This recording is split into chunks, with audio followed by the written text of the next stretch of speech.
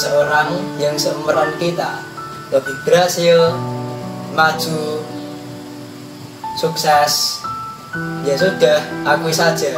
Itu usah dibikin overthinking, insecure, dan segala macam. Akui saja, dan akui juga bahwa kamu masih berada di level segini, masih bahagia.